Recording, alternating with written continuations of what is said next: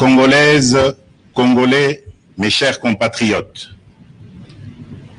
en ce jour du 23 octobre 2020, je m'adresse à vous, souverains primaires, dans un contexte exceptionnel en rapport avec la situation politique que connaît notre pays.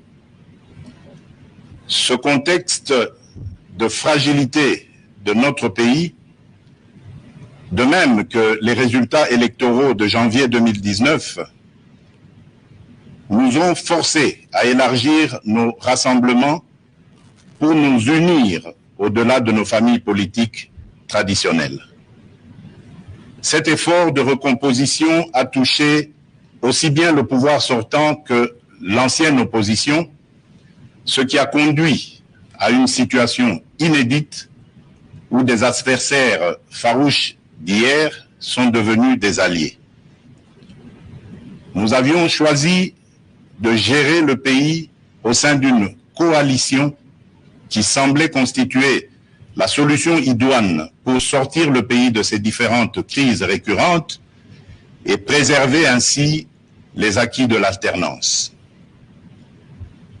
Malheureusement, près de 2 ans après, les divergences qui persistent entre les partis signataires de cet accord plombent les ailes de l'espoir de notre envol vers le développement. Ces divergences portent notamment sur les questions relatives à la paix et à la sécurité nationale, à la Commission électorale nationale indépendante, à l'organisation des élections, à la gestion du portefeuille de l'État, à la territoriale, à la diplomatie, à l'indépendance de la justice et à l'instauration de l'État de droit qui sont un enjeu majeur pour notre nation. L'importance de ces questions me convainc qu'elles ne doivent être laissées à la merci d'un seul groupe politique. Elles nécessitent un large consensus national. Mes chers compatriotes, la tâche que vous m'avez confiée est immense. Elle comporte dans l'urgence les objectifs ci-après.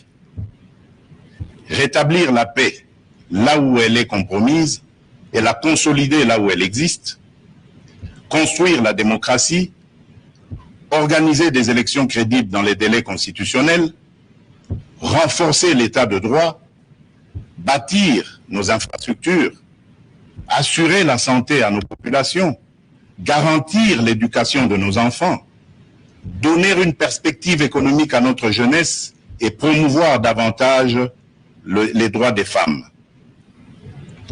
Face à l'ampleur de ces défis, le peuple n'accordera aucun pardon à ceux qui, dans la classe politique, s'évertueront à créer ou à entretenir des entraves au progrès, animés qu'ils sont par une simple stratégie de survie politique ou de positionnement individuel, par la haine tribale, la rancœur ou par la poursuite de la prédation en toute impunité. À ce propos, je salue l'effort d'abnégation de ceux qui, dans tous les camps, se sont démarqués de ces antivaleurs.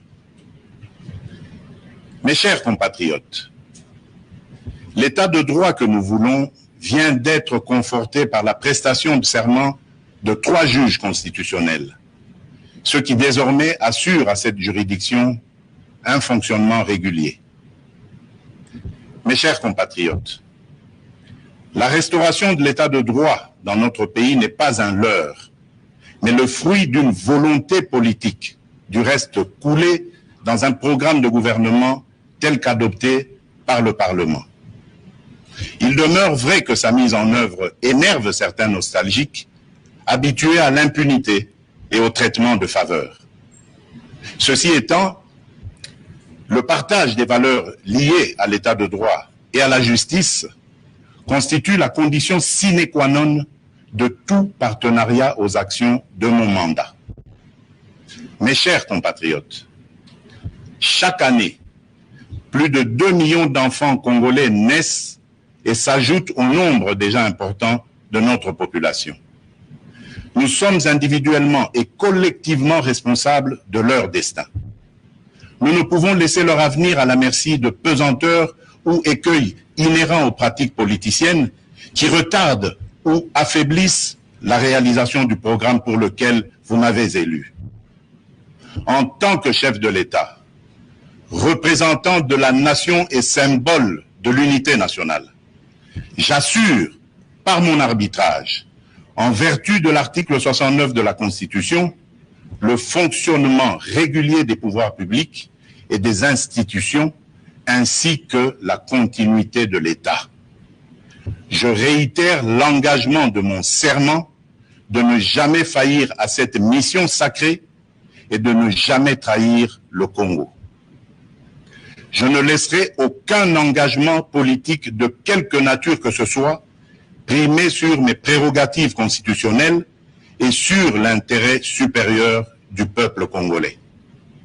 Je ne transigerai avec les intérêts supérieurs de la nation.